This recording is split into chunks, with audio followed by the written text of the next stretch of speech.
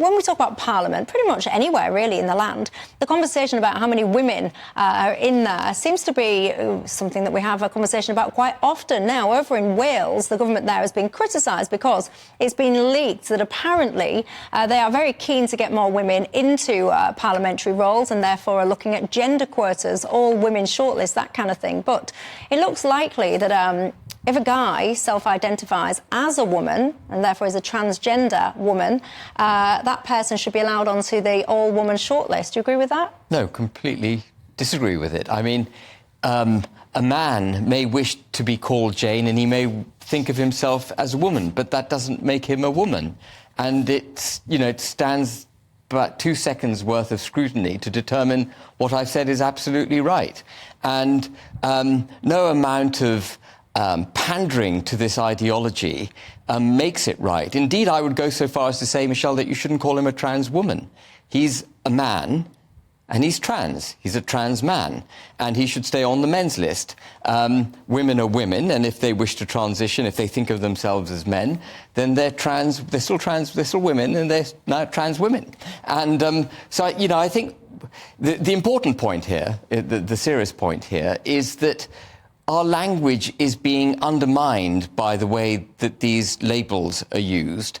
And it's part, I think, of a much bigger hollowing out of the nation-state that is the United Kingdom. And, and language is being hijacked habitually to make ideological cases. So, for example, calling a man who wishes to be a woman, a trans woman, is pandering to the hijacking of the English language. Do you agree? No. I think first of all, we have to say that all women shortlists came in as a way, so in a parliamentary seat or in a council seat, or in this case in Wales in a Senedd seat, when you're selecting the person that you want to stand, you only have women to choose from because, and the Labour Party brought it in because we just were not getting women, and that's why they came in. So and it did work. I mean, in 1997 there were 101 Labour women. It was the highest there'd ever been, and that was because of all women shortlists. So that's why that happened.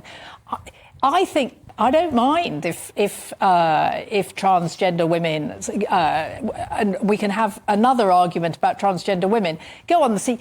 It's very difficult to get selected. The odds of a transgender woman being selected, very, very low. I mean, most people they'll go for somebody they know. There is a women problem. But I am one of these women. I do not feel threatened by transgender women, right, at all. I mean, I'm quite happy that if one was born a man and is very, very unhappy being that they can become a woman. And frankly, this has been going on for centuries, right? But it's just been quieter, and now it's loud. Oh, I've got so much I want to respond to that. So, I mean, let's just never mind the trans bit for a second. Like, I don't agree with all women shortlists. Right. And you celebrate and you say, we ended up with like 100-odd women and that's, to you, a big tick in the box. I want to end up with a parliament that has got the best people in that seat. I don't care if it's a man or a woman or whatever. I just want the best person to represent that area. And if that is a woman, brilliant. If it is a guy, brilliant. And I think when you start alienating there or thereabouts 50% of the population from being able to stand, just so somebody with a skirt on can stand, I find that a little bit peculiar. Well, I mean, actually, not even a skirt these days. I was going to say I was going to be quite crude with my analogy. Yes, you were going to be quite crude. I was going to be crude, and I softened it to say skirt. If we're going to have an argument over all women shortlists, let's just keep it to all women shortlists. So, the problem was that women were not really excellent women were not being selected. Why? Why? Well, because it was a boys' club. I mean, it was the same in the Conservative, but it's the same in all the parties. Is how do you get women selected? And this was the only way.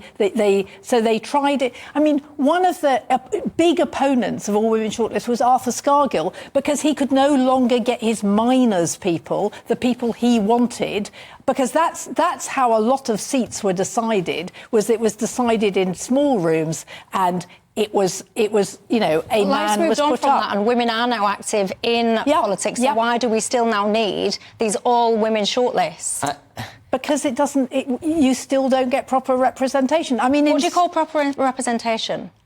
About 50-50. So you think that Parliament should reflect the sex split in public? And I think Parliament should reflect Britain, actually. I think it's really good that... And it's interesting that David Cameron, with his A-list, and you see it, Rishi Sunak, Suella Braverman, Liz Truss, terrible mistake, but that actually David Cameron did it another way, and he brought in lots of women and lots of people of ethnic minorities, and it transformed the Conservative Party. Yeah, I mean, there is so much. I was just about to say, there is so much we can unpick and unpack there. Always fascinating how it's always a situation where guys can just self-ID as a woman to shoehorn their way into power that way. It's never the other way around. Can a woman self-ID as a man and get the benefits that come with that? I don't know. You tell me.